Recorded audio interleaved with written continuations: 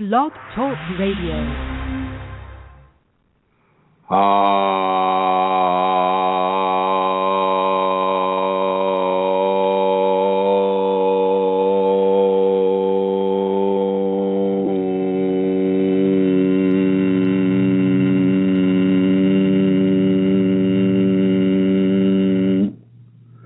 Hello, everyone. This is Chrism, and I'd like to welcome you to this conversation about your Kundalini Awakening experience. And today this conversation will be about the Shaktipat, which is going to be given in about a couple of weeks here, maybe a little less. And before we get started, though, I'd like to welcome Her Holiness, the Queen, I should say the Celtic Queen of questionable comforts, Amelia Centaura. Yay! Oh, my gosh, holding back. The crowds are surging. Surging. Hi, Chrism. Hello, everybody. Hi. Good to be here. I can see the chat room today, so that's nice. I can see everybody who's in there. And I see Eileen is in there, which is really nice because she doesn't get in there very often. So hi, Eileen. Nice to see you there. And everybody. So I'll begin as I usually do by letting you know where you can go if you would like to make a donation to support the work that Chrism does on Kundalini Awakening Systems here on the radio, but also in the many other places that he does this work. And he works really hard 24/7 supporting people going through a Kundalini Awakening process, giving of his teachings, and all the things that he does in the various ways that he does it. So I'm going to give you that address because people ask where can they give a donation, and this is the best way. It's www.ascension-kundalini.blogspot.com, and in the upper right-hand corner you will find the donate button. And I suppose I shouldn't say it's the best way. That's not quite correct. It's an efficient way to do it, but there are some other ways. And if you wish to find out about that, you can just drop an email and I can give you a bank account if you would prefer to donate in that way. And the email is kundalinimatters@gmail.com. And I'll just give you again the site address. It's www.ascension-kundalini.blogspot.com. So thank you, Chrism. I'm looking forward to this show. Well, Amelia, I must say, your voice sounds a little scratchy. Have you been screaming or yelling before the show? Are you tired? No, I have a little bit of a cold. Do you want to go get some tea? It's not that bad, is it? I haven't. No, it's fine. I have a drink in front of me here. You do? Okay, all right. I do. It's and I know it's late. It's not. It's not Kool-Aid. I know it's late there in Ireland as well. I think it's around 11 o'clock in the evening, right? 11 o'clock in the evening, yes. But I was speaking with someone today living in Finland and actually didn't realize they're 2 hours ahead of us there. So, yeah. So, it's not the latest place in the world. Well, true enough. Let's see. Eileen Loro says, yes, I'm in the chat room, but can't hear a darn thing on the computer. Have to have the phone going. And so there she is. And I know Eileen is visiting the great state of Illinois, which I like to say Illinois, but that's just me because, I'm a contrarian sometimes. Anyway, so yes, everybody. For more information about what Kundalini Awakening Systems 1 is all about, please visit KundaliniAwakeningSystems1.com. That is one of the main websites. And also on the YouTube network, you can find about 300 videos, and that would be Chrism.Kundalini. And then, of course, on the Facebook network, we have Kundalini Awakening ! We have Kundalini Healing. And we also have Kundalini Awakening Systems 1 and Kundalini Awakening Systems 2. and Kundalini Awakening Systems 3 on the Facebook network. In the Google Plus network, we have Kundalini Awakening ! And I forgot to mention, on the Facebook network, we also have a Kundalini Awakening ! On the Yahoo network, we have Kundalini Awakening Systems 1 at yahoogroups.com, and we also have Kundalini Healing on the Yahoo network as well.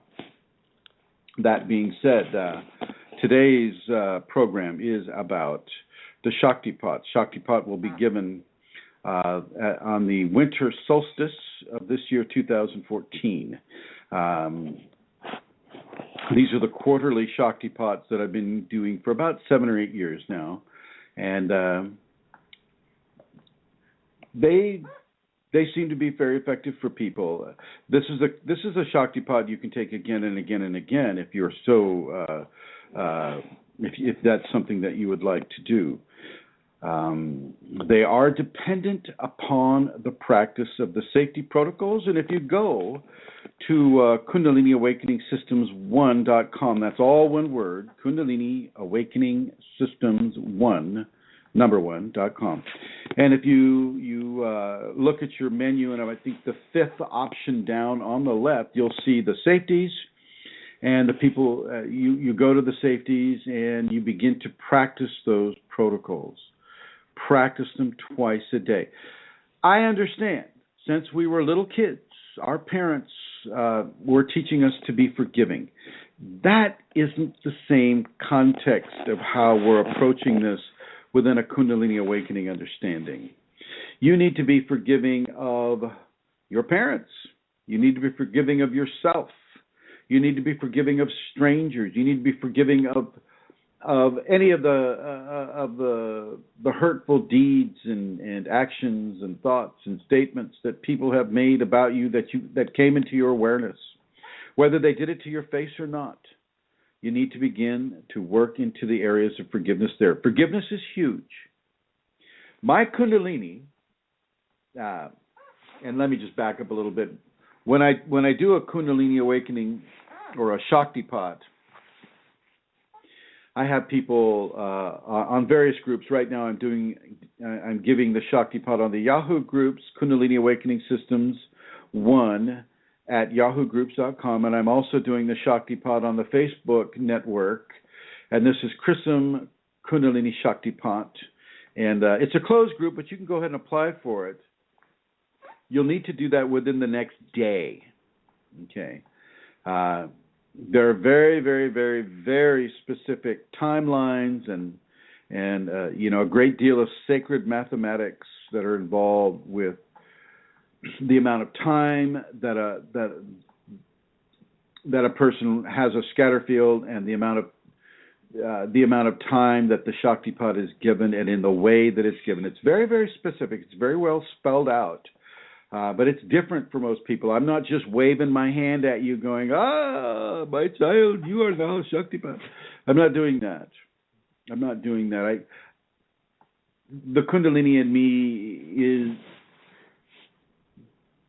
is focused more on your owning it. And at the same time that you own it, you're also earning it. And you're earning it by initiating certain levels of transformation inside your energetic anatomy, and those levels of transformation within your energetic anatomy will condition you to how much of a Kundalini Shaktipat you're able to receive at that time without you going crazy, without you not being able to take care of yourself or your family. Okay? And, these things are very, very important to us as we live here in the West. We're not necessarily ready to strip off our clothes and run into the jungle. Some of us, yes. Some of us, yes, but not most of us in the West here, specifically because there aren't that many jungles to run around in. Alpine forests can count as a jungle, an alpine jungle, but, it can get a little cold in some of the places, even though Kundalini will definitely heat you from the inside out. So with regards to the Shaktipat, there's a 2-stage scenario here with the way that it's been given through me. The first stage, you might hear birds in the background. That's That's Sugar Babe. He's just letting you know that he can hear you, and he's with us here on the show. And many of you who have visited the ashram here in Santa Rosa, you know who Sugar Babe is. He's a really, really nice, sweet bird. Lasha is asleep on my jacket right across from me, and the little doggies are in the back, and all the other wild animals are in the front and the back. We're expecting a really big storm, so kind of looking forward to that. Anyway, so it's a two-stage process. The first stage, which will be initiated on the 12th, is the scatter field. Scatter field. What is a scatter field? People may ask, and of course people do. But before I tell you about the scatter field, I want to give you the guest call-in number, and that number is 347-934-0026. And once again, that's the United States area code, 347-934-0026. And as you can hear, Sugar Babe is echoing that. So feel free to call in with any question that you have about your Kundalini. And even, if you have questions about the Shaktipat, feel free to ask a question about the Shaktipat. I would like to welcome Eileen Laurel, Bruno Rodriguez, Suka, MJ Henderson, KAS11367, guest 1374, guest 1356, guest 1281, Fashji, His Holiness, Elizabeth Dalton Gonzalez, Her Holiness, Julia, Her Holiness, and KAS1, whoever that is. So, welcome everybody, and I will proceed with the information about the scatter field. The scatter field is let me back up a little bit. Each cell in the human body, approximately 7 trillion cells for your normal, human-sized body. Each of those 17 trillion cells, each cell has an energetic signature. It has a genetic structure that can replicate an entire human being from that one cell. This has been scientifically proven, evidently, and thus I'm not quite sure they've grown a human that way, but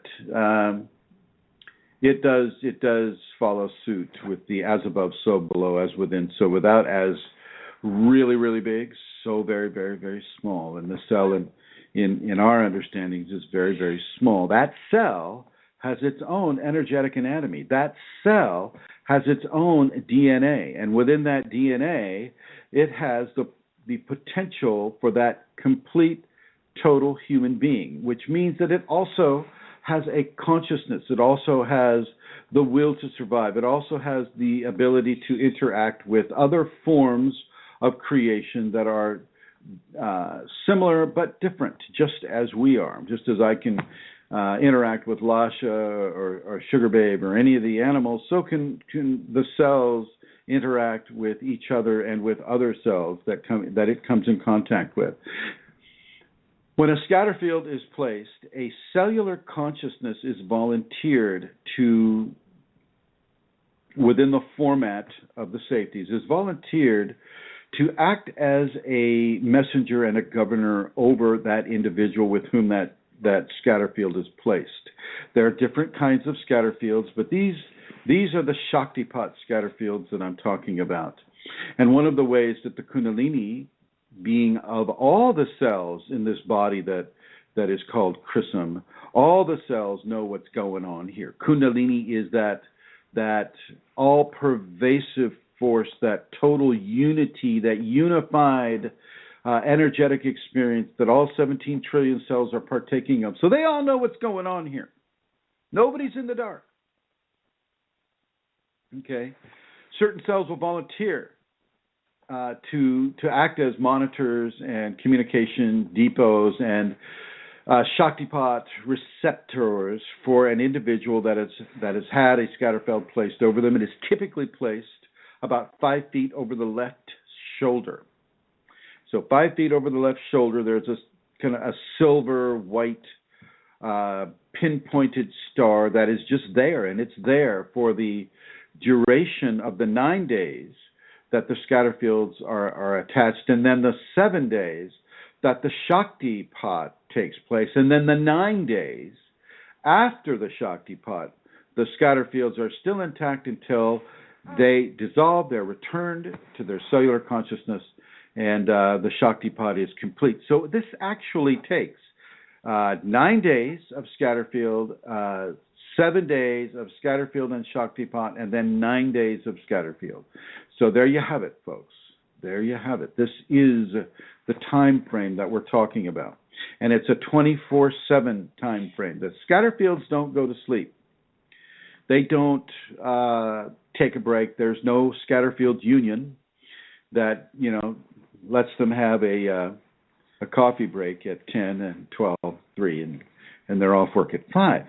This is a 24/7 scenario, and the main reason for that is for the practice of the safeties to be given and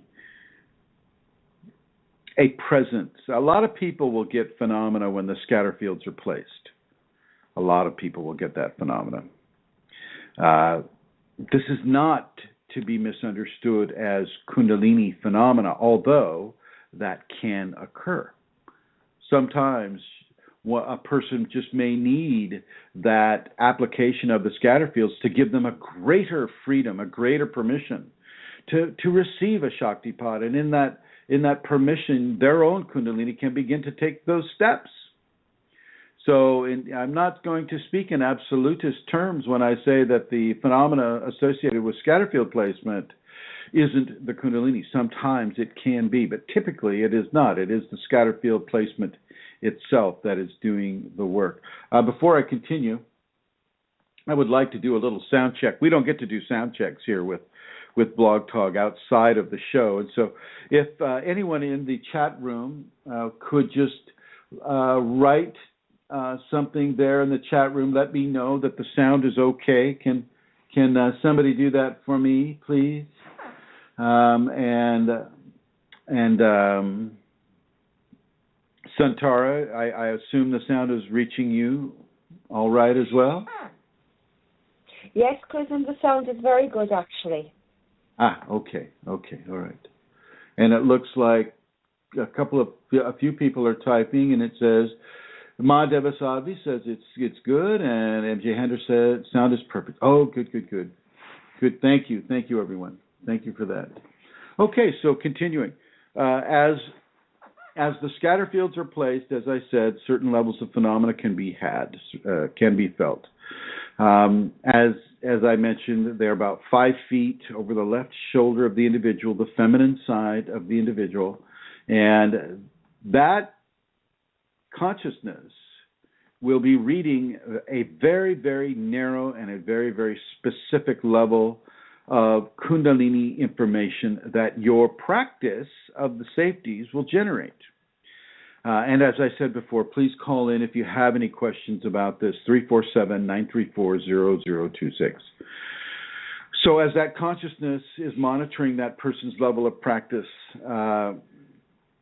hopefully they are practicing well. And that, when the Shaktipat flows through me into that scatter field, the Kundalini, which knows what's going on here, will give the Shaktipat to the person as their practice indicates a strong intention and a practice of those safety protocols. So the safety protocols really are the most important aspect of your Shaktipat experience, given through Chrism at KAS1. Okay, you practice those safeties all the time, as much as you can. I know. I say do them twice, and certainly, if you can only do them once, that's great. But just do all of them. Don't just go, oh well, I've been forgiving all my life, so I don't have to do that one. Don't go, well, oh well, I'm a very patient person, so I don't have to practice that one. Oh, I don't have, I've been a very tolerant person, and so I don't have to practice that one. I got that one down. You don't have it down, any of these practices, within a Kundalini context. Within a Kundalini context, you need to start over as if you have never practiced those things. You need to give and give and give into these practices of the safeties. There is nothing that your mom and dad taught you, except maybe how to read, that will prepare you for the safeties, Shaktipat that will be given at the winter solstice in this case, and of course the equinox and the solstice all 4 times, 4 quarters of the year. You need to practice the forgiveness. You need to go back into your life and review who has done what to you and why, and then forgive them for doing that and why they did that, and then forgive yourself for doing whatever you have done and why you did that. Forgiveness is crucial and it is key, and you need to practice that every day. Let a new list of 5 or 10 or however many people come up to you every day. Write down and make a list. Pen and paper, without using a computer. Or if you have to use a computer, use a computer and type out a list of names every day for forgiveness. Look at your life and look at what your levels of tolerance are. How well do you tolerate irritation? How well do you tolerate pain? How well do you tolerate anxiety? How well do you tolerate the many different dynamics of disturbance that can happen in your life? How well are you doing this? How well are you forgiving people who cut you off on the freeway, who badmouth you at work, who take an interest in your husband or your wife or your girlfriend? How well are you forgiving the many unescapable iniquities that happen to us in our lifetime, our daily and nightly lives? Where are you forgiving those? Where is your level of patience? How patient are you? Or do you need it now? Are you a McDonald's type of person? Do you want to have instant gratification for every little thing that comes your way? Or can you practice your patience? Can you be still and be patient and know that what you're waiting for will come eventually? It's kind of like being stuck in traffic. You see some people bouncing around the inside of their car like a ping pong ball because they're in a hurry. They have to get somewhere, but they can't go. You might look at the traffic jam as an opportunity to really practice your patience.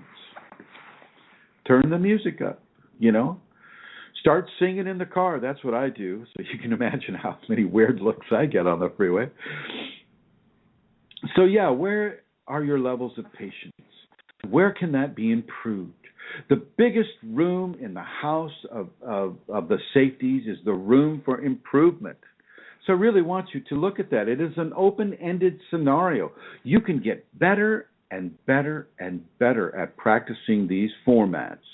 There is never a ceiling where you go, okay, I've done it all. I'm perfect now. I can receive the Shaktipat. No. Now, in the past, I've said do these practices once a day. Well, I'm going to expand that to twice a day, morning and evening, or whenever you want to do them. But do them twice a day. Especially if you're a new person to the Shaktipat and you only have 9 days to get some sort of a signature of a practice of the Kundalini Awakening Safety Protocols. You only get 9 days, so really, really, really kick into it. Now, for the rest of you who have taken these Shaktipats before, you know that this just isn't a 9-day scenario. This is a new life scenario. You should be doing these safeties every single day, 365 days a year, and allowing that to build a greater energetic signature upon your anatomy, your energetic anatomy. So really, really know this. And for those of you that are new and have just signed up, realize this is a new lifestyle for you. Now, I understand you have other sadhanas that you want to do, other practices that you want to do. A lot of you who have the Kundalini yoga, that is a very, very important sadhana for you. And so you go ahead and do that. But you can do the 5 Tibetans as well. You can at least do them once a day. You want to have the Kundalini. I'll tell you what, the safety protocols will bring Kundalini to you far faster than Kundalini yoga. I know. I stepped on people's toes. And I apologize to a degree. But that is just a fact. That is a fact. Okay, not everybody's going to get into to Yogi Bhajan. Okay, Maybe they don't like the black beard. Maybe they don't like the yogi tea that his company put out. Whatever the reason is, okay. Not everybody is going to be open to the Kundalini Yoga Sadhana, but not to say that it's a great sadhana. It's a great practice. Okay, it's a great practice, and many, many, many blessed people do it, and this is good. I think Kundalini Yoga is really one of the many blessings that the Indus Peninsula has sent over to the West, and I'm very grateful for the many people who practice Kundalini Yoga as long as they really practice it. Okay, and that doesn't anyway. So getting back to the safeties. Do the practice of the safeties. Do the forgiveness, the tolerance, the patience. Have the honesty and the integrity to know what it is you're doing and why you're doing it. Make it real. Make it authentic. Do the practice so that it makes it authentic for you. Okay, don't lie to yourself and go, oh, well, Chrism's Kundalini won't see this. I can get by with this. You can't get by with it. There are very, very, very specific points upon your energetic anatomy that each one of the safeties lights up. Okay? If they're not lit up, my Kundalini is looking at that and going, oh, they're not practicing the safeties. Okay? And then your Shaktipat will reflect that.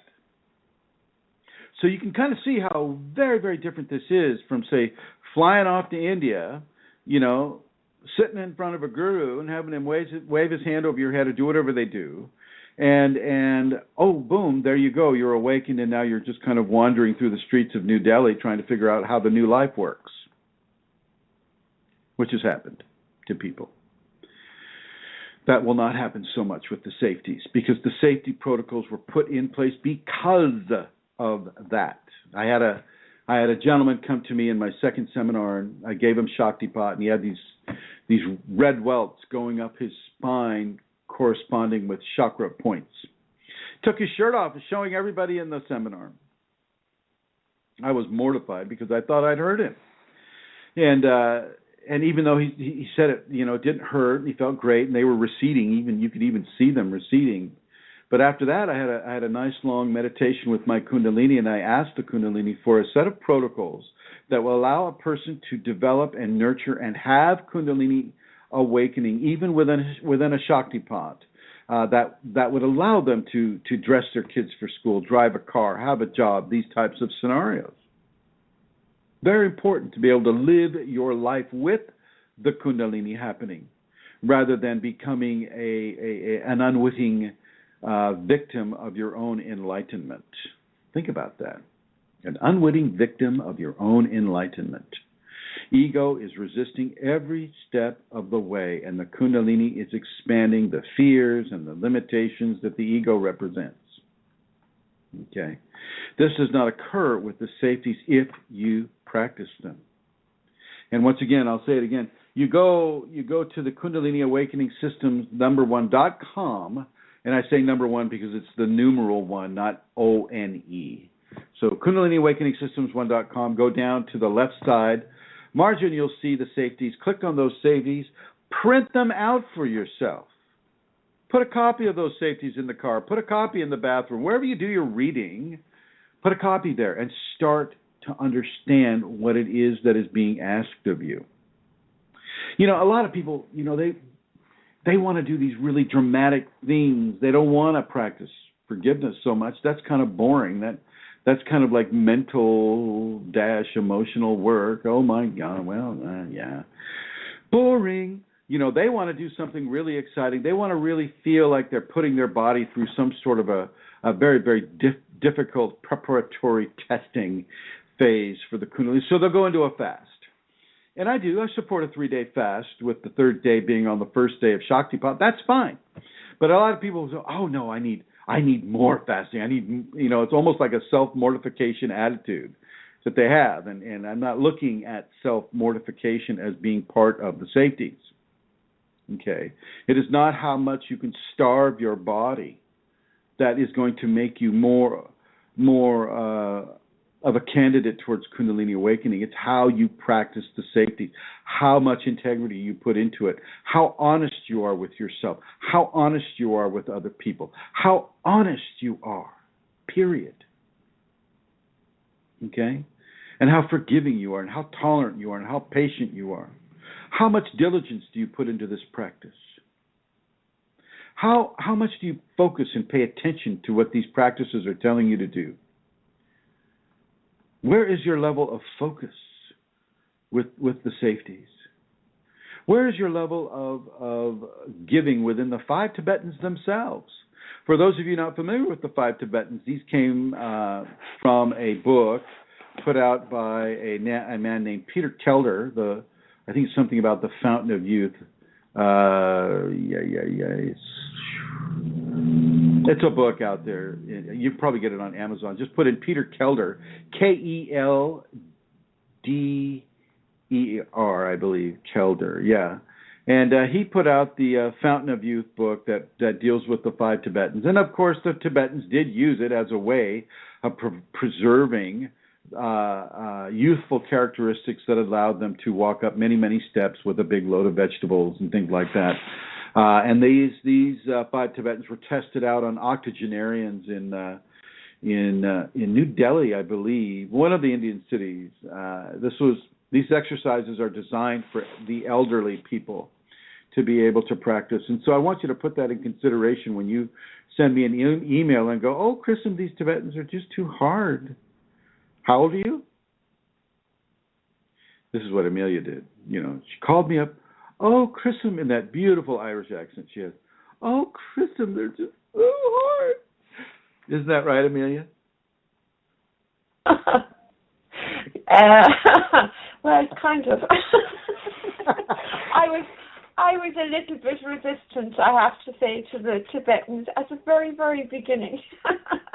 Why? Now, why did it make you resistant?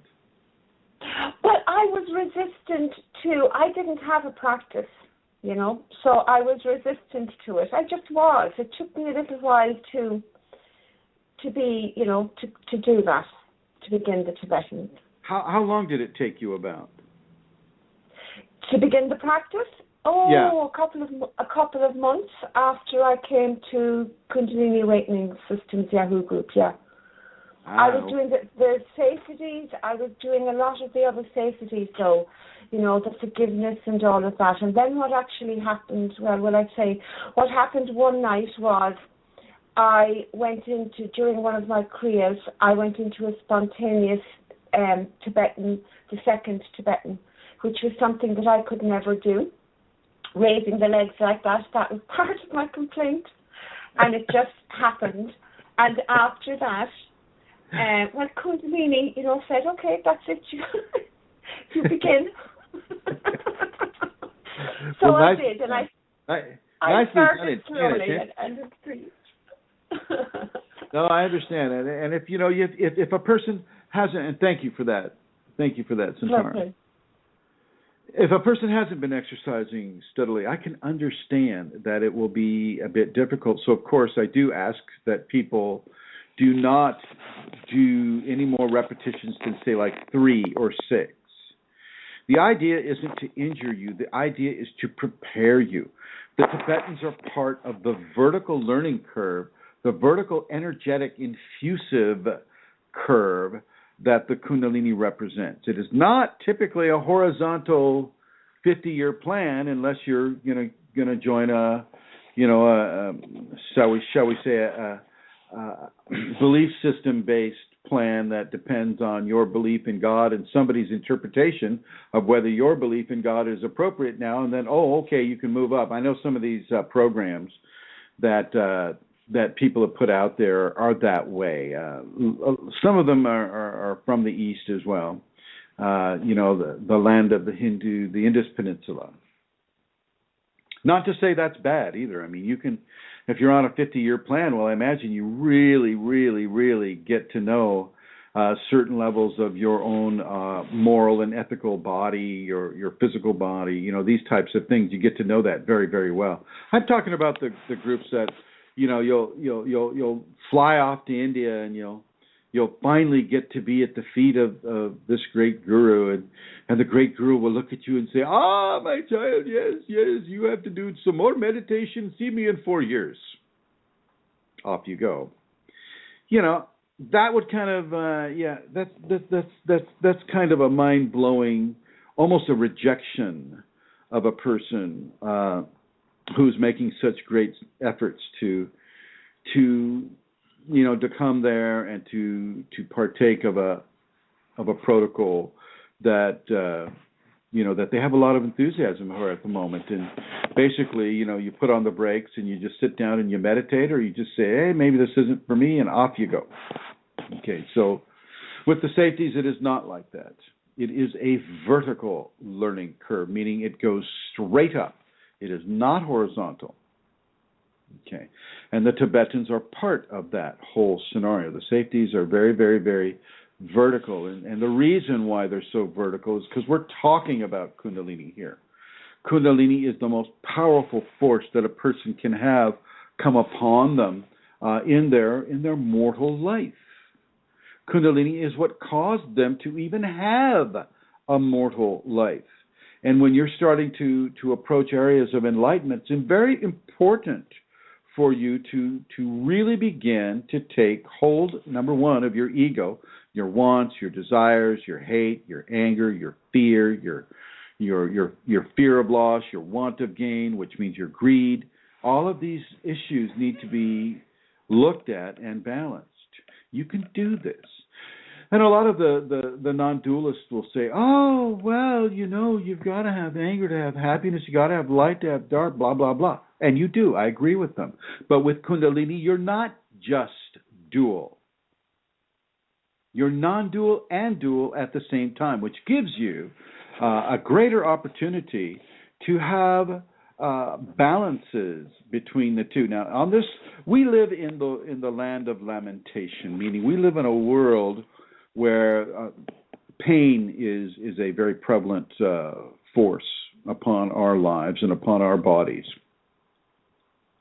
We live in a world where pain and death and dying and disease and all of these things are allowed to happen. And so I don't take the non-dualist point of view that you can't just become a happy person. And in a way I do take them, because, in order to have happiness, you have to know what unhappiness is. Okay. But I'm going to wager that most of you who are listening to this have had unhappiness happen to them, has had pain happen to you, have had a level of disease happen to you, have had some of the bad things in life happen to you. So you've been there. You've been on that e-ticket ride. How many times do you need to get back on it before you understand that you can transcend it? Well, these Kundalini Awakening safety protocols are part of that transcendence. You do not have to be mired in misery.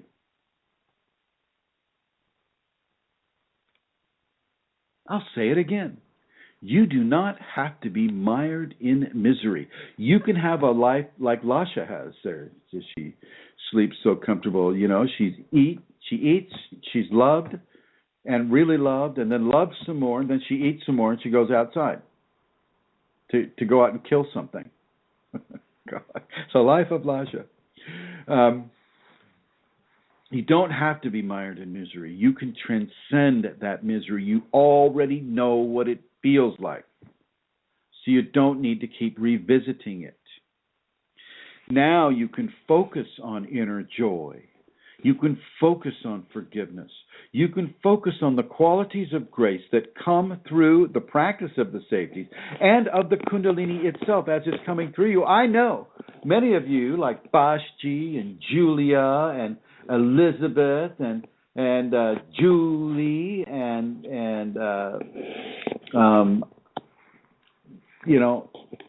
Amelia, Rosemary. A lot of you already have the Kundalini coming up, and you're definitely being blessed by grace, and yet still Yet still you live in this land of lamentation. People can cut you off. People can steal your purse. They can steal your money. They can hurt you. They can hit you. They can do all the different levels of things that can happen to a person living and surviving, I should say, the Western society. Okay? So you have plenty of opportunities to practice the safety, even as your Kundalini is coming up. Remember this, those of you who are being trained as teachers, remember this, to teach this, not just through words, but through your actions, through your meditations that are no longer just a set time of the day. Ask some of the people that I have doing 9 periods of devotion a day. Those of you who aren't doing that. Some of these teachers in training are doing 9 devotional periods a day. And that can be expanded on as well. Some of them are doing 4-5 hours of practice a day. Think about it. I'm not suggesting this for everybody that's going to take the Shaktipat, but for those of you who are very, very, very, very dialed into this, i.e., meaning there's a force within you that wants you to be so focused on what it is that you're doing, so focused on bringing the Kundalini and accepting the Kundalini and taking your life cues about how to live your life from the Kundalini. You will want to contact me privately, and you can do that on the Facebook groups, which everybody who's on Facebook knows how to do it. But if you don't, you go to... They won't let me go by Chrism, by the way, on Facebook, which is okay. I don't care. You go to Chris Mitchell on the Facebook network, and if you PM me, private mail me, and let me know that you're one of these folks that yearns to practice 5-6 hours a day, I will give you those practices. I will give you that union, that yoga. What I'm here to do. That's what I do. That's why I travel all over the world giving these seminars. Not all over the world, because I haven't been to Asia or Australia or Africa, but some parts of the world. Speaking of which, I'm going to bring Her Holiness Rosemary Goliath on. Rosemary, get ready. I'm going to put you in the Shakti Red. Here you go. Boom. Do you have some announcements you'd like to make, my dear? Yes, Chrism. First of all, I want to thank you for being here. Chrism was here for a week, and he spoke at 6 opportunities, and amazing work. And Chrism, I do want to thank you for your energy and your goodness and your and compassion for people. It was just amazing. And I have Joey with me here, too, so there are 2 of us listening. Hello, Joey. Hello. The sword came through just fine, my dear, and I come to find out it's a Masonic sword. It's a sword from the Masons. My word. How cool is that? That's wonderful.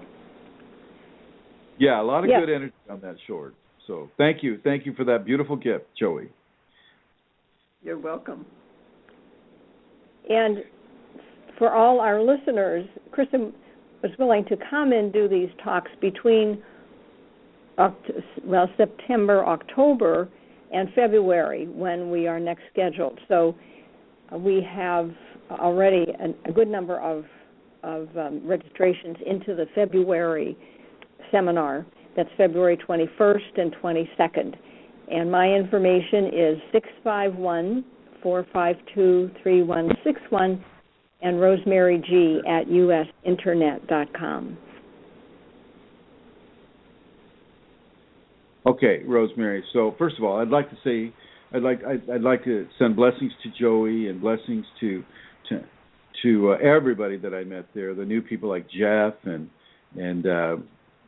everyone in the Minneapolis, St. Paul region of the great Northland.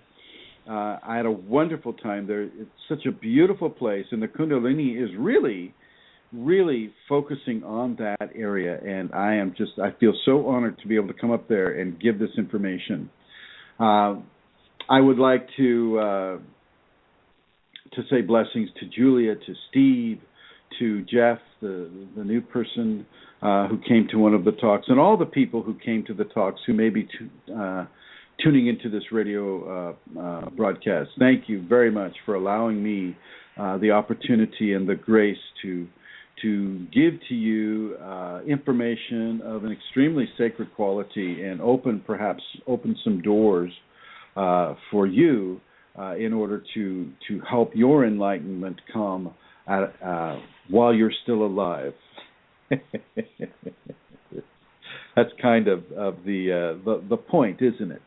When we pass, we're already enlightened. I mean, just the idea of passing enlightens you because you begin to know who you truly are. Wow, I'm hearing some feedback here. You're on the phone right now, right, Rosemary? I am. Okay, all right. I missed some of your announcement, Rosemary. Your phone cut off. Could you make an announcement again about the seminar?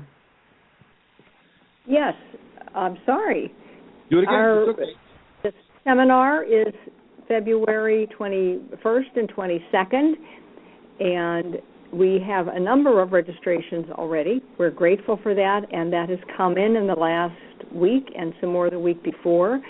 So anyone considering, we'd be happy to receive you into that group. And when we register for anything, and particularly this, something's already begin to happen with it. So consider that a blessing. And it's at the Best Western Hotel in Eagan, where we were last time in September. The same place. Yes. And my phone number is 651-452-3161, rosemaryg@usinternet.com. Well, I would especially like to thank Joey and Trina and Andrew and Steve and the other people that came that are actually forming a Kundalini community in the Minneapolis-St. Paul area. This is very, very, very important. And it really begins to hold space for the awakened Kundalini in a society that doesn't even really understand it or recognize it or know about it. And so I want to honor all of you that are doing it. Julia and Steve, the sacred male, sacred female, and Trina and Andrew and Joey. Dawn, I'd like to honor Dawn and everybody that came to listen and that have been partaking in this community that is in development. I want to honor you and thank you for that level of involvement. Okay, my dear Rosemary and Joey, I'm going to go ahead and put you into the sacred blue. Here you go. Thank you for making those announcements. All right, as we continue our conversation about the Shaktipat and the safety protocols, very, very, very important that you actually do them twice a day. As I said before, with the 5 Tibetans, start off slow. Start off with about 3 a piece. So that means you spin around slowly with your arms out from your side 3 times.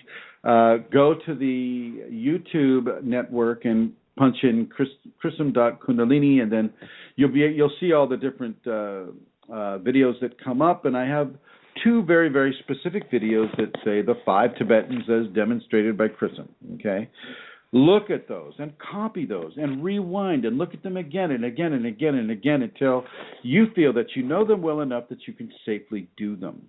Okay, and then look at the practice that one does right after you finish the 5 Tibetans, and that will be a large part. And this is the one where Chrism is sitting next to a body of water, which is really the most ignorant thing that Chrism could have done in the land of Florida, where an alligator. Anyway, so Look at that one, and that shows you some of the pranayama and some of the meditations that you want to do after you finish the 5 Tibetans. Look into these safety protocols and really, really look into the emotional body. Where is your level of inner joy? What do you use as a level of inner joy? How does that come through you? Where do you find your inner joy? Well, I'm going to suggest that you find it through remembering the most beautiful experience that you've ever had, the birth of a child, or maybe that winning the lottery or winning something, really big for you. Maybe it's finding the love of your life. Maybe it's a marriage. Whatever it may be of you, let it really represent a large, huge level of happiness that you experienced in your life. And I don't know, I don't think that anybody alive really has never, ever had happiness. I suppose there are those that come very, very close to that. But hopefully, for those of you that are beginning to open to the divine forces, have had levels of happiness that you can draw on as you begin to detoxify from the mundane life environments that you've been living in. Practice those safeties. I'm going to go over these safeties for you right now, as a matter of fact.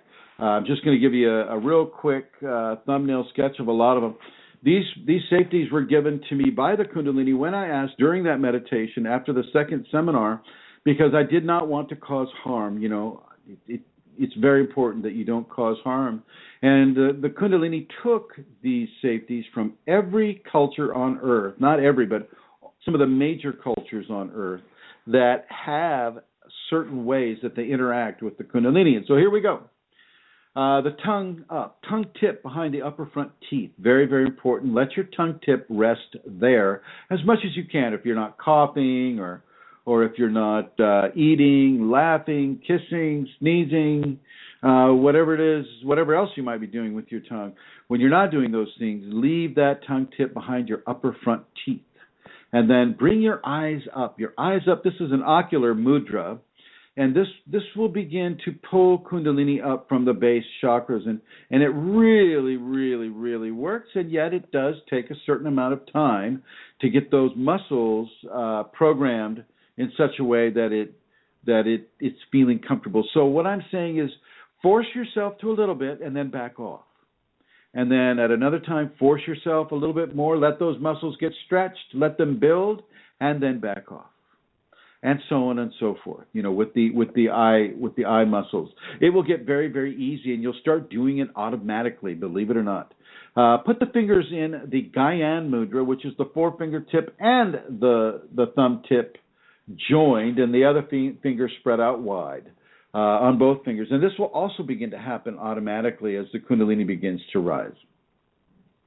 I need you to stay really, really, really hydrated. For those of you that live in the United States and have a Whole Foods market available to you, they actually sell a bottled water called electrolyte water, which I think is so perfect. It's basically water with the minerals that are required for your electrolytic system to be healthy. And so really, really, stay hydrated because, as the Kundalini rises, it'll stimulate and activate itself within the kidneys and within the adrenal glands. And these kidneys and adrenal glands can start to get really, really hot, and they'll begin to hyper-express themselves. So really keep your water intake healthy. Keep your water intake healthy. Now, in the safeties, I do like you to get water that is from a spring or from a source that isn't chlorinated or has some sort of a toothpaste added to it, such as fluoride. I don't think we need to drink fluoride because it is such a heavy toxin. So if you can do it without fluoride, much, much better for you. But if all you have is city water and they put all those toxins in it, well, then drink the city water. Whatever you do, I want you to stay hydrated. It's very, very important. And another aspect of the safeties that isn't talked about so much are the programming. We're talking about television, movies, books, music, friends, family, church, internet groups, and just the internet itself. Look at what kind of news you're reading. How does it affect you? If it affects you in a negative way, just stop it. Don't watch that news, at least for a certain amount of time before this Shaktipat. In our culture, we're seeing and reading and hearing, from many various sources, the negative features and the fear-evoking forms of entertainment, news, and the various communications that we hear from. This is not as helpful as you might think. Fear, excessive lust, hateful attitudes, these can be quite painful and damaging to the Kundalini. And, many unfortunate events can be had by the practice of these as you're beginning to form a relationship with the Kundalini. It's very important that you don't partake. Well, let me give you some examples here. Your libido may go through the roof. You may begin, the Kundalini will start to surge, and your libido will surge right along with it, and that means that all of this pornography we see, whether it's hard pornography or soft pornography or, scantily clad human bodies in magazines or billboards or on the internet or in books or in the movies or on television, this is going to have an effect on you. You need to be very, very, very careful that you don't go out and start participating in a libidinous fashion just because the Kundalini has given you, such a boost in that area.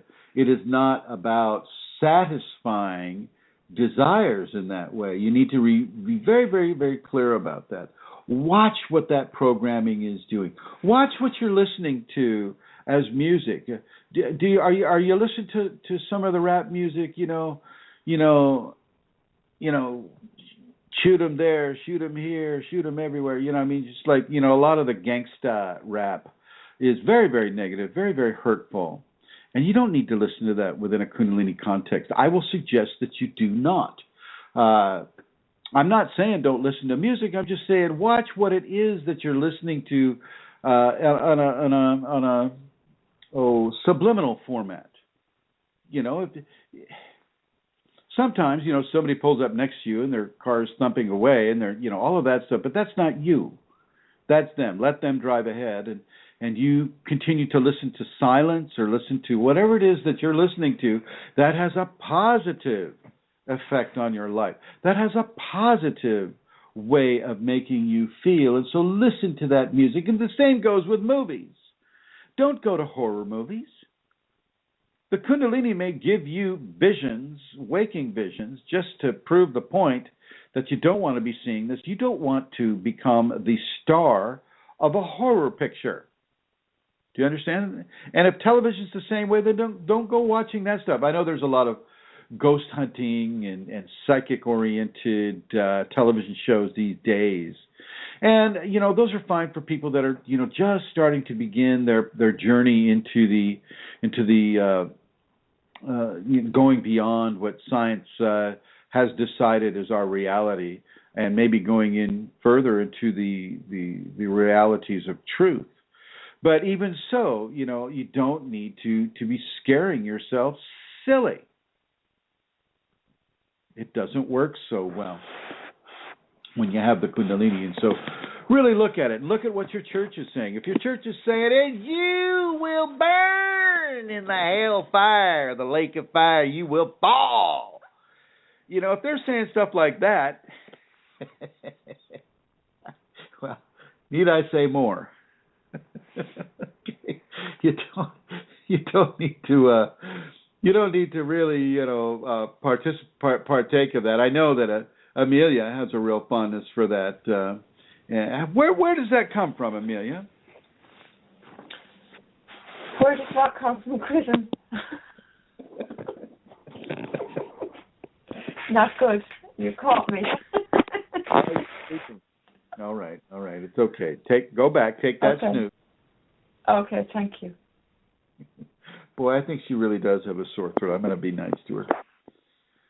Send her a little healing. Everybody in the chat room, send Amelia Santara a healing, just out of the goodness that you are. Okay, moving forward, look at your food choices. And you can read all this. You know, I am on the safeties page right now. You can read all of this. This is not something that I'm just pulling out of the air right now, although I suppose I could. Watch your lust, watch your music, you know, look at what kind of television program, look at what kind of cinematic programming you're looking at. And then let's go to the food choices. Pay attention to the new tastes and desires your body begins to have. And if you've been a vegetarian all your life and even if your ideology is bouncing around vegetarianism and, oh my gosh, plants don't have feelings, all life is only mammalian, you might want to expand your understandings of life a lot more. The Kundalini will sometimes have you eat meat. And I know there are other meat substitutes out there, but that's not what she's looking for. She's looking for compact proteins, which are compact mammalian or reptilian or fish, you know. She's looking at meat, and she needs you to eat some meat. Not saying you'll always be a carnivore the rest of your life, but for a short time during the Kundalini transformation, you may just do that. And I want you to surrender to that no matter what your belief system tells you. It's not about veganism or vegetarianism unless the Kundalini makes it so. You want to understand that the Kundalini is the divine that has its hand upon your shoulder. And when the divine says that you eat meat, then you don't push that hand off your shoulder and go, well, no, I'm a vegetarian, I'm a vegan, how dare you? Kundalini knows you better than you know yourself. If the Kundalini says that you need to eat meat, then eat the meat and be grateful for the animal that's given its all for you. Be grateful for that. You got to understand that not everybody lives in a climate where vegetables are so readily grown. You know, I see these people that are really pushing veganism or vegetarianism. Well, they live in these really nice sun belts. I would like to see how they're being vegetarian in the Arctic or in a desert area where you just can't grow lettuce. How does that work? Oh, you just leave your home and your community because, you know, somebody is telling you that veganism is the only way and everything else is a sin? No. You pay attention to the Kundalini. If the Kundalini wants you to eat meat, then you eat meat. Now, conversely, if you've been a meat eater all your life and the Kundalini is saying time for you to eat just fruits, vegetables, and nuts, well, guess what? You eat fruits, vegetables, and nuts, and you don't complain about it. And you thank those plants and those trees for giving you their all. It's very, very important to have gratitude for whatever food source you're partaking of. Okay? The Kundalini knows these things, and it wants it wants you to ingest the kind of protein and the kind of amino acids that it knows your body needs in order to open to these interchanges, this transformation. I mean, think about it. You know, all of a sudden, you know, somebody's gestating a child, and it's like, oh, well, I guess I'm just going to eat rocks now because my belief system says the only way I can get a good mineral mix is to eat gravel. But I'm only going to do that. And then how's that baby going to develop? Well, it's the same thing with you. Be very, very conscious of how you resist the Kundalini. And I know there are many, many belief systems out there that promote vegetarianism and are like, oh gosh, I don't want to say Nazis or anything, but they're very, very, shall we say, energetic in their condemnation of those who don't. You know, the taste of death and all of this stuff. So watch what it is you're eating. Watch what it is you're eating. As we come back to forgiveness, really, really, really understand that there are many, many aspects of energetic creation that will feed off a person's anger and need for revenge. A lot of entities, spiritual discarnate forces, will attach to a person that has extreme negative experiences to ruminate on, to focus on. He hit me, I'm going to hit him back even harder, or so on and so forth. She left me, I'm going to kill her boyfriend. That type of thing. It's really important for you to give yourself the opportunity and resolve those difficulties. And we're talking not just the recent ones, not just ones in the last month. We're talking many, many years or a lifetime of experience. It's often difficult and seemingly impossible to forgive. But the first thing you need to do is to develop the intent to forgive, and then follow that intent with the activities of forgiveness. And however many years and however many cases or lifetimes that a person has been racked with pain and anguish, there is and has been a way towards resolution called forgiveness. Okay? And let's not forget to forgive ourselves with that. Recapitulation is basically another forgiveness platform that allows you to write it down. In our Western culture, everybody is taught reading, writing, and arithmetic, and in some cases, science. We're very focused on what it is, how we write. Not so much the kids with the keyboards these days, but certainly those of us kids who had pens, pencils, and paper, and we would have to learn how to write out. I want you to write out those hurts and those grievances, and begin to write out the forgiveness. So I apologize for teasing Amelia about her voice. I understand she's having a very hard time. I'm writing this out now, right now, and I forgive Amelia for having the voice the way it is, but I forgive myself for teasing her about it. That type of a scenario, okay? So really, really look at the recapitulation as another platform for forgiveness. And this should underscore for you how important it is. And then the next thing you'll see on the safeties list is inner joy, and I've discussed that. Now let's talk about trust.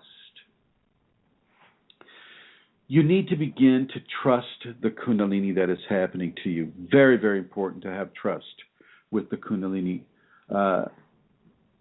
Spirit, the Kundalini is watching everything. It knows you. It understands you.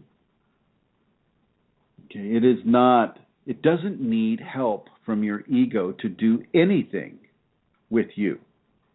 It sees you as if you're a clear glass of water. It knows every little flaw, it knows every little imperfection, and it knows all those beautiful points too. Trust in the divine process that the Kundalini is. Trust it. Really trust it. Okay? And we move into honesty, and I've talked a bit about honesty, so I'll let you read that on the safeties. Love this process. Actively love what is happening. Express this active love by being actively forgiving and interested in being of service to others. Not in a slavish or demeaning way, but in a confident and strength-based, loving way. Help that kid or senior citizen or fellow mortal, meaning an animal or an insect or a fish. Help these beautiful creations of the divine that you're so fortunate to share this world with. And this allows the Kundalini to activate your systems much cleaner and more quickly. Love causes the energy to move rapidly, and as you practice this quality, you'll find that negativity just doesn't seem to come your way as much. Service to others or for others is an essential practice for the Kundalini awakening. It's very important. Love is what holds our multiverse together. Be in love and trust the Kundalini. Yearn for it. Seek it. Practice for it. Let your love guide you. And I'm going to go ahead and let you read the rest of the safeties on the Kundalini Awakening Systems1.com. It is the 5th option down on the menu of options that we have at the Kundalini Awakening Systems1.com website. Now let's go straight into the Shaktipat. I've explained a little bit about what is required of you with regards to Shaktipat. Practice those safeties. When I give the Shaktipat, I'm looking at your pictures. So please put a picture in that is a color picture, that is a picture of, one of the latest pictures of you. Don't play this vanity game with me, please. Give me a picture that it shows me your face, the top of your head, and at least exposes your left shoulder and maybe some airspace above it. Forget about, oh God, I must look like Marilyn Monroe, or I must look like, I don't know any of the popular male actors. I'll just go with Justin Bieber. Whoever that is. You don't need to look like a fashion model to do this.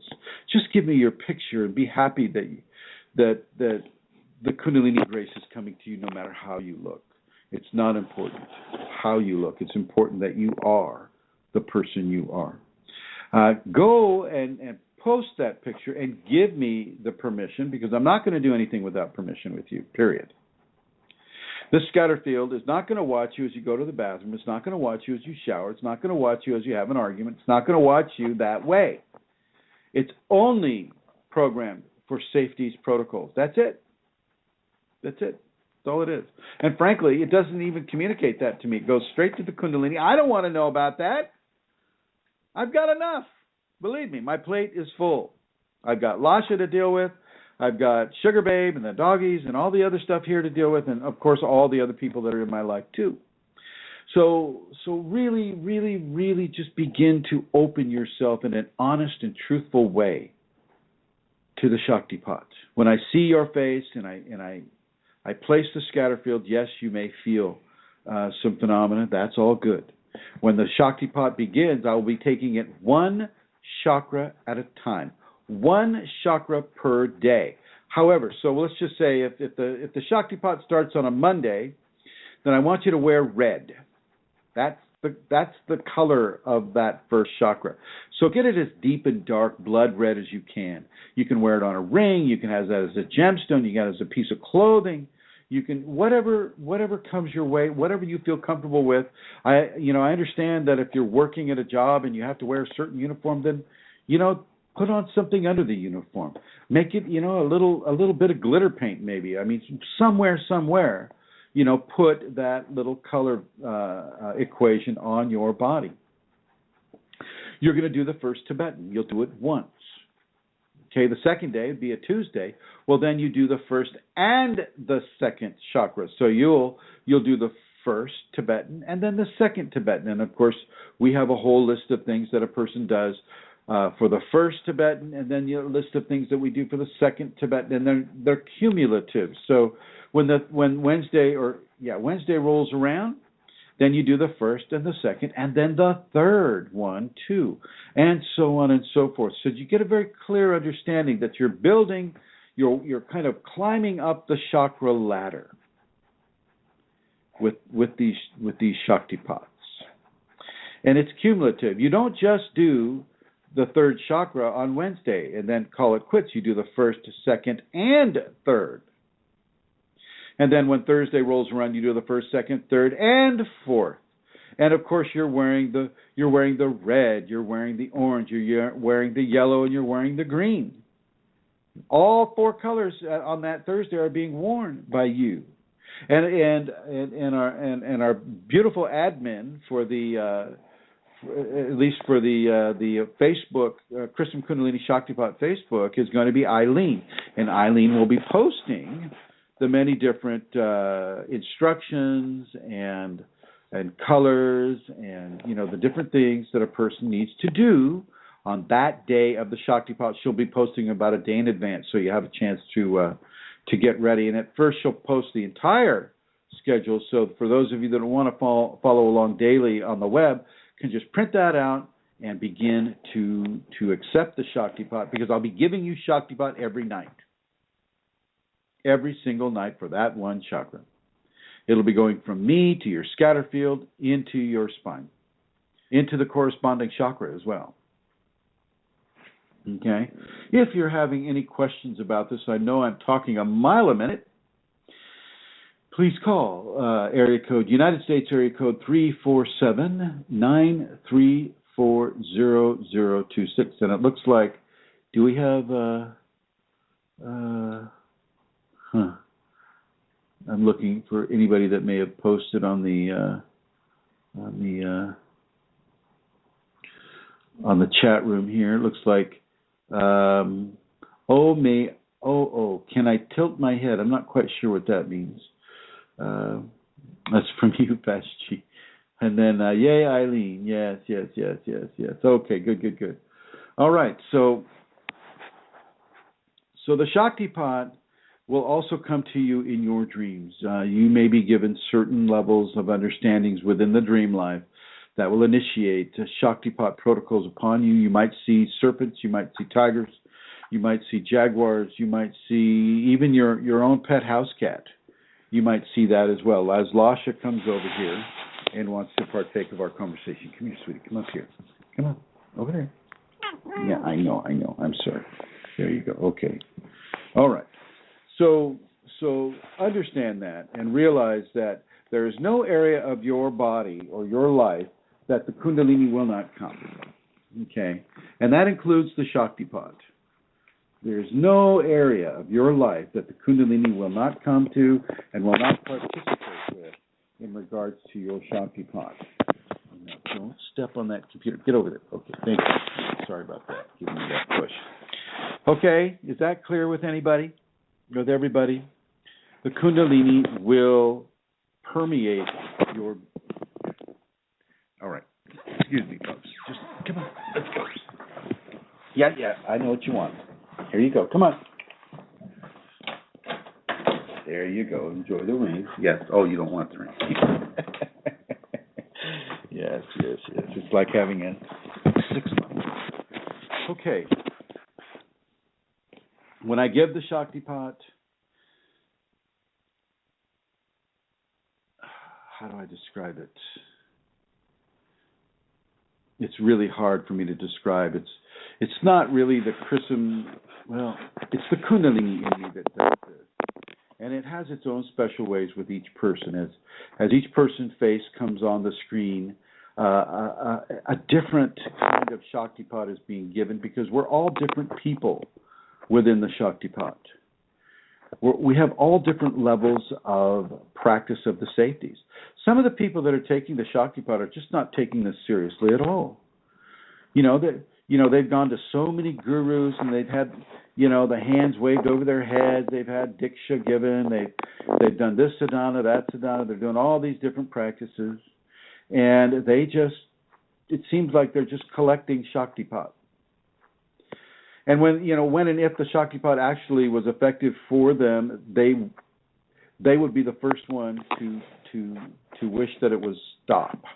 Let me give you a story. In my, I think it was the third seminar I gave, a gentleman, and those of you in Minnesota, you've heard this story, so I apologize for the repetition. A gentleman, we'll call him Sam, flew in from Kansas City to take the weekend seminar, and he flew in, a very happy, nice person, flew in, and he did all of the exercises and the interactions that we do at the seminars. He heard all of the information, and then when Sunday came around, he took the Shaktipat. He took the Shaktipat, and then he felt it begin to kick in for him. And as it did that, it scared him so badly. And I said, Sam, he said, please. He starts to cry. He says, please, stop it. Take it away. I said, Sam, what? I mean, you flew all the way out here. You've done all the exercise. You've done everything you could do to make this work. And he says, but I didn't think it would work. I didn't think that this would happen at a seminar. I just, and so of course, I was able to take it away from him. And I did follow up work with him, and he's just fine. But this is a real thing, folks. Yes, when you come to the seminar, it's a different type of Shaktipat, I'll guarantee you that. But these quarterlies are really, really good, too. I'm not going to be able to travel to where all of you live, and so these quarterly Shaktipats given on the solstice and the equinox are very, very, very good, very, very important, and I will keep doing them for as long as I can. Okay, so for those of you who have just started to do this, that are just starting to practice the safeties, if this is occurring for you and you just say the Shaktipat comes and you don't feel what you think you ought to feel, well, don't stop there. You've only been in practice for 9 days. That's typically not enough time. Even when you take the seminar, give it a good 30 to 60 days of practice. Okay? I wouldn't want you to pop or to open your Kundalini with just 9 days of practice. That would be cruel. And that could hurt you. But everybody's got a different signature with this. People have different karma. The different karmas will allow for different levels of time to go by as a person is activating. You look at one of the people in the Minnesota seminar. They had spinal sweeps very soon after the seminar. And I mean spinal sweeps. I mean they had the oneness with God. They had the total union so soon after. But they had been always to some degree studying and practicing, whether it was extreme Christianity or extreme Buddhism of some sort. Okay, that was occurring, and this is what I'm talking about with regards to refinement. A certain level of refinement is what the safeties are all about. You're refining your behaviors and your actions in the world in order to accept a level of grace that is out of this world. That brings you into levels of enlightenment. I mean, it's just, that's the bottom line. I can't say it any plainer. This Kundalini Awakening is the entrance into the enlightenment that everybody who is on a spiritual path wants to have. And if you just heard a kitty cat, that's Lasha. She's giving kisses to the iPad. Thank you, my dear. Did you want to say something to the people? No. So there we have it. Once again, if you have questions about this, 347-934-0026. I'm going to bring Rosemary back on. Get ready, Rosemary. I'm not going to wake Amelia up. Get Rosemary back on. And Rosemary. Yes.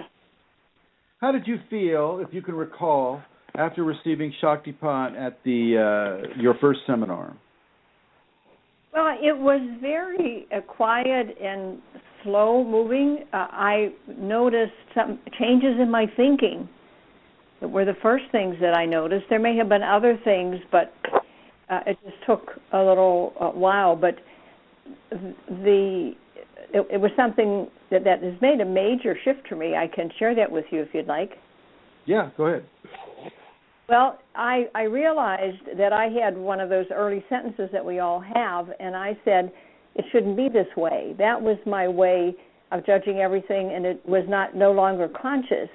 And I had it that if something was of God, that it would be very gentle, very everything perfect, like all of that. And I saw that this Kundalini was really the work of God, and it is God and our Creator. And yet there is struggle and there is difficulty. So that's a major, major piece for me to know and to be peaceful. Now, the way it showed up that taught me what was going on was I found, like, when I would say unconsciously it shouldn't be this way, anything that I didn't want to do stuck in that category, as simple as taking the garbage out. I would put things off that were unpleasant, and I saw myself just going, and whatever there was to do, I just peacefully did it, and everything. And it's still that way with me, and that's huge. There's nothing that I ever know that I could have done that would have created that shift for me and given me that gift.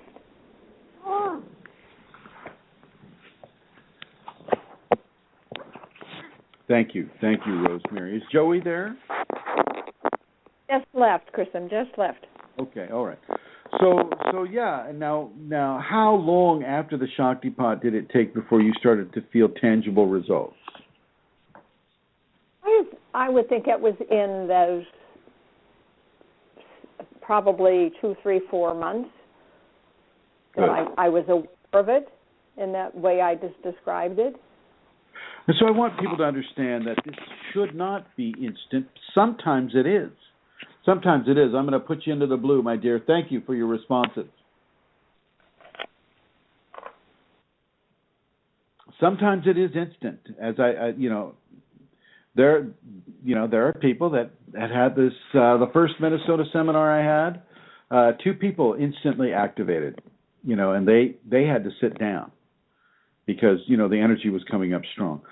So it's very important for people to understand that the divine within them has its own timeline about when it's appropriate for them to awaken, and it is not controlled by the ego. The person's ego self does not get to determine when a person should awaken, and this is the mistake that a lot of younger people take when they start taking drugs or taking herbs or plants to begin to motivate an awakening in them. This is not the thing to do. And of course, many of them will have very, very, very harsh experiences because of that. Once again, when we're talking about Shaktipat, you do not storm the gates of heaven. So as I'm saying, do practice the safeties once or twice. Don't practice them 4 times a day.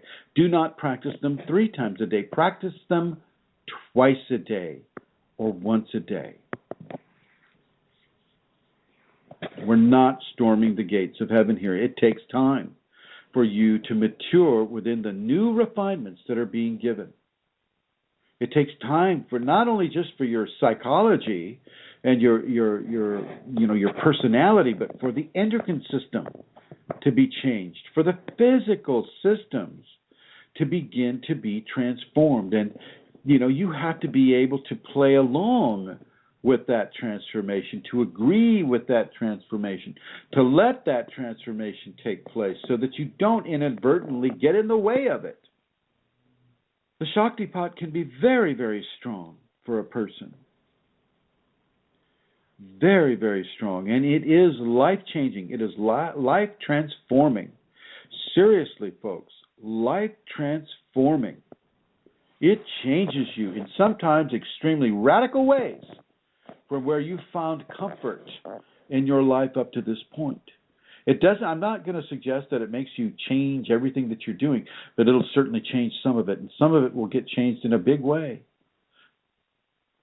A lot of it, once again, depends on the karma of the person, what the person is doing in this lifetime.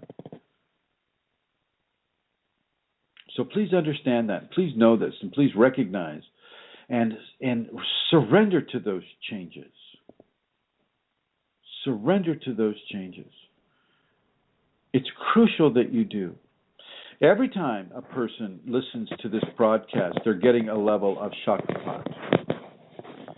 Every time a person is hearing my voice, whether in person or over the radio or over Skype or on the CDs, they all carry that frequency of Shaktipat.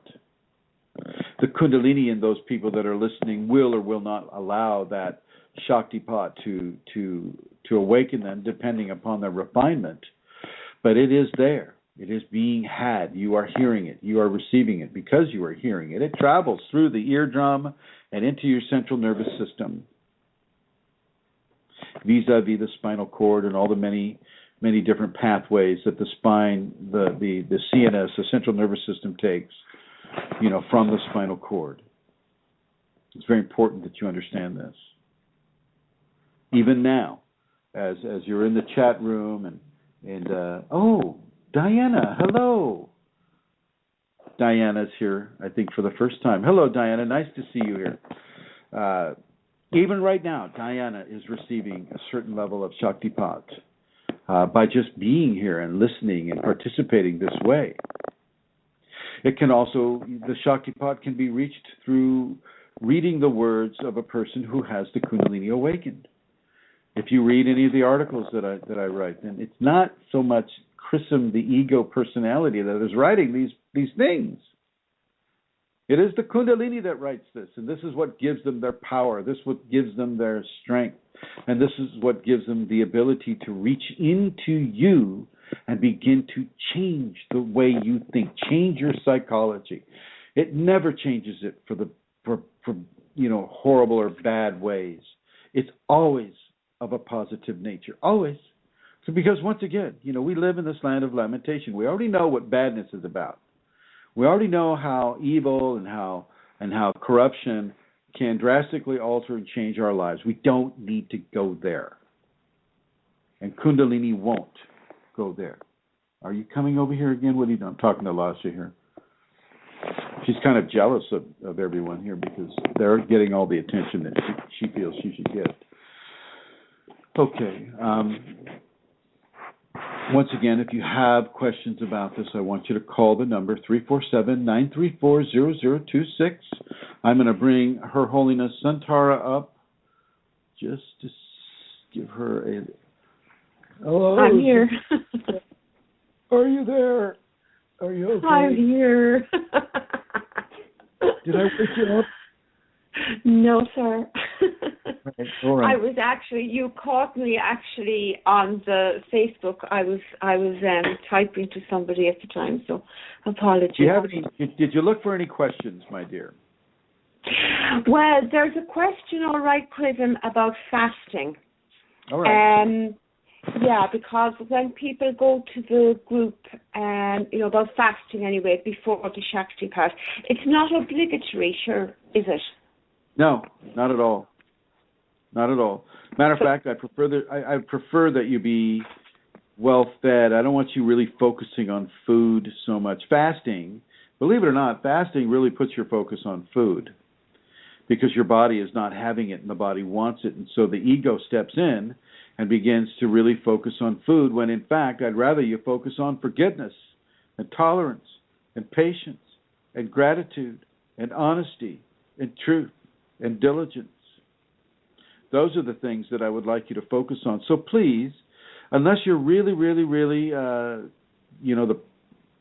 you're being guided by your Kundalini to go into a fast, then don't fast.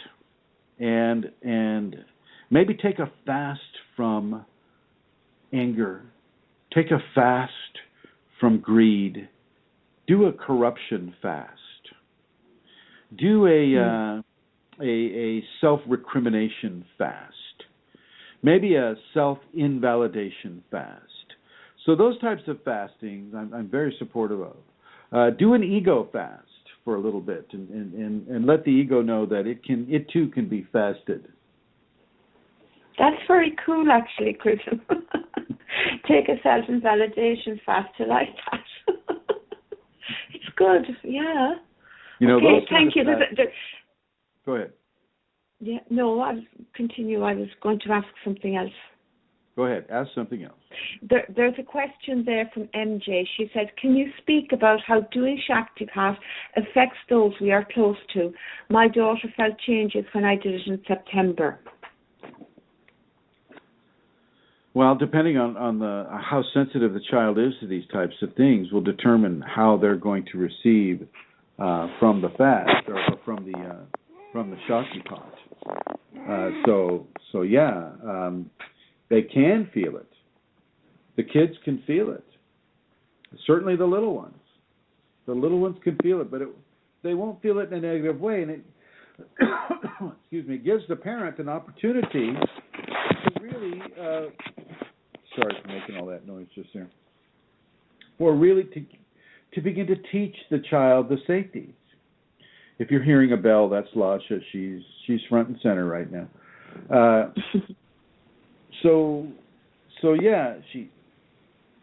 Geez, you're just really interested in this iPad, aren't you? Anyway, so if you hear purring, once again, that's Lasha. So you can teach the children about the safeties. They can participate with you in the practice of the safeties. And this would be very, very, very well for both the parent and the child. Yes, yes, yes. Children can feel, and I mean adult children too. Children can feel the radiance, and what will happen, what will travel along the radiance are certain levels of Shaktipat. So help them do the safeties. If their Kundalini in them does not want them to participate, then they will not be allowed to participate. But let them know that if the children are of an age where that can occur, let them know that this is a Shaktipat. This is a transmission of grace. This is something that I've been interested in doing, all my life. Sorry. And as Yikes. this is not, what? Yikes. It's very loud, yeah, Chrism. Okay. Sorry. I'm in that chair out here. Okay, so yeah, the kids can feel it, but it's not going to feel bad. Okay, typically, unless they fall into the fear of the unknown, and the parent isn't explaining it to them, and then of course they can be afraid. Yeah, MJ says actually it's a sensitive adult. Her daughter is an adult. But for myself, my children are very aware of the Shaktipat happening because I'm doing the practices, the protocols 3 times a day. So it's something that I have to do. And it's particularly the one at Christmas where they're off school and they're around. So they're very aware of it going on. And it's actually very nice. Yeah, I think it's really good for them to be able to participate in with you, especially during Christmas, during such a holy, sacred time, a time of such great joy, but at the same time, a time of such great misery for some.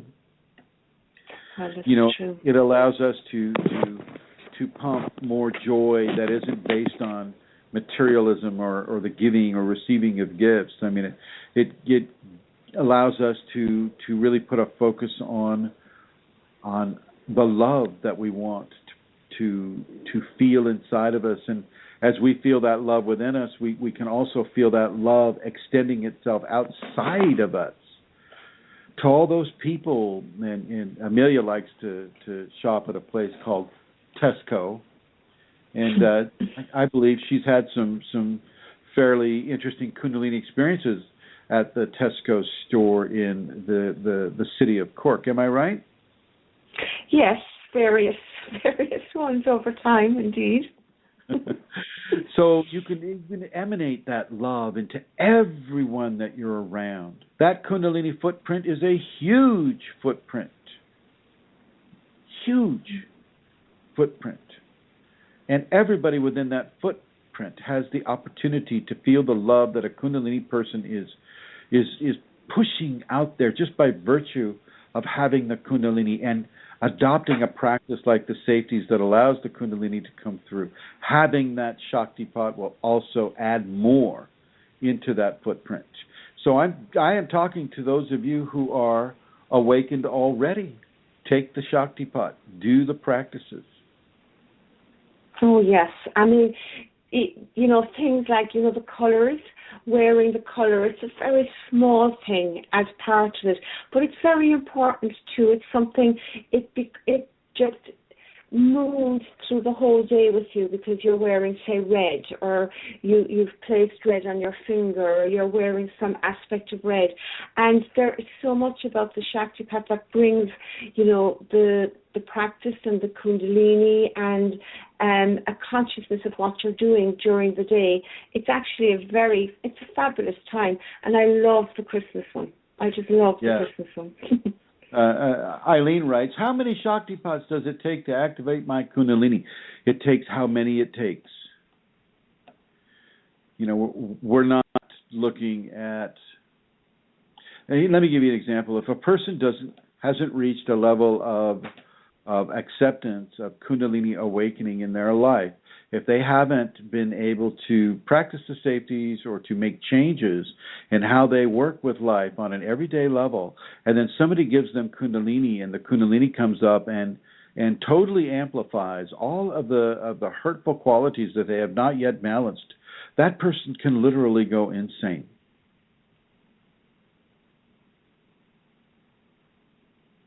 It's essential. This is why they're called the safeties, because they are safety protocols.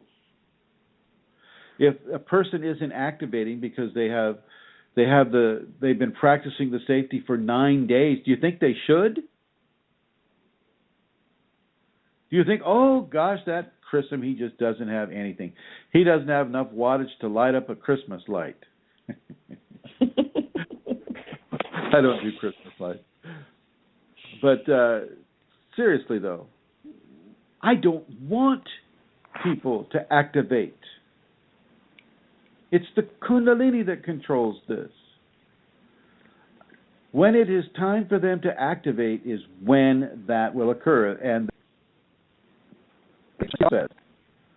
but if a person isn't doing the safeties, if a person isn't doing the 5 Tibetans, if a person isn't doing forgiveness, isn't being tolerant, should they have the Kundalini? Absolutely not. Absolutely not. I don't want them to activate until they get enough of that practice in, enough of that refinement in, until they forgive enough, until they learn to tolerate more, until they learn to do some of these things in a better way that allows the Kundalini in them to activate. If they need self-discipline. Kundalini, even though we have a community here and it's growing, we have a great community, it is still a solo path. You still will have to walk this path by yourself to some degree, because the Kundalini community can always be with you. But you're the one that gets to experience the dreams. You're the one that gets to experience the phenomena. You're the ones that get to experience this. So it's important for you to really make the practice of these safeties count for you. It isn't about having instant enlightenment, even if you haven't done the work. You need to do the work. You need to learn how to drive the car before you sit in it. And until you learn how to drive the car, Sacred Mother's going to drive that car, or Sacred Father's going to drive that car. You don't get to drive the car until you've gone through the licensing, until you've gone through what is involved in driving a car, because it can kill you. We all understand that, for those of us that drive cars. Let's see what the Sukha is asking. Oh, and no, Eileen also asks, how many Shaktipats can I receive? As many as you want. As many as you want to really participate in. And Sukha asks, unfortunately, I have to go to sleep. It's late in Europe. Oh! Good night, good night, good night. Okay. And I know it's late in other places, too. Now, Amelia, do you have anything to add to the understanding and the ideas of Shaktipat? Let me think. Maybe just to say a little bit about my own experience, and that would be every Shaktipat for me has been different. You know, none of them are the same. I cannot say that one is better or worse than the other. Each one has been very unique and hugely important to me at that particular time. And even within the context of any one particular Shaktipat, each day is different. So, for example, you know, I can remember some Shaktipats that were, say, the first 3 days were gentle, and you know it was easy, and then suddenly boom, when it came to my heart chakra, I had a really intense experience that day. So this can happen as well, where 1 or 2 days within the week, where the Kundalini, you know, the grace comes and things begin to be processed. And that's why it's essential to be doing to have the practice of the safeties when these things are happening. So that's it. I don't have anything else to add really, Chrism. I look forward to every Shaktipat, and I'm looking forward to this one as well. Oh, this will be another one. I love Christmas Kundalini. I think it's really nice. I think it really places a great focus of goodness and happiness and joy and helpfulness and service, towards people that say aren't going to receive all these gifts. Most of the population is not rich and wealthy, and most of the population is not middle class or wealthy. Most of the population of this world are poor, or what we would classify as being poor. And so I really like to give that grace and that love and that happiness into the populations as much as possible during this winter solstice. And with that, my friends, I'm going to thank Amelia Centara for this, and I'm going to thank Rosemary and Joey and all the new people that are coming. I'd like to thank Eileen and Madeva Sadvi, MJ Henderson, KAS 11367, guest 1761, and Mr. Fashti, whom we haven't heard his voice on here enough, but I would like to bring him in. We have to come again. And can we welcome Diana? She's here for the first time. I did. I welcomed Diana, and I'd like to welcome Diana again. And I'd like to and Elizabeth Dalton Gonzalez and Julie. Everybody, thank you for participating in this in this grace that is being given through the gift of John and Amelia, John and Amelia O'Connor in the city of Cork, in the county of Cork, in the country of Ireland. I want to thank the two of you, Centara and John, for providing this platform for Kundalini Awakening information to be given into the world. So thank you both, Centara. Thank you, Chrism.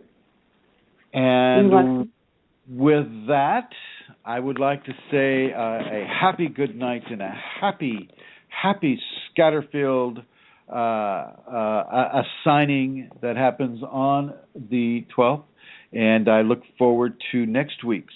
I'll be flying into Canada, so anybody that is in Canada who likes to listen to these programs, you can give me a private email at kfireforall@yahoo.com. And Amelia, you may have to do the Wednesday show this next Wednesday. So anyway, love all of you. See you soon. Bye-bye. And there you go.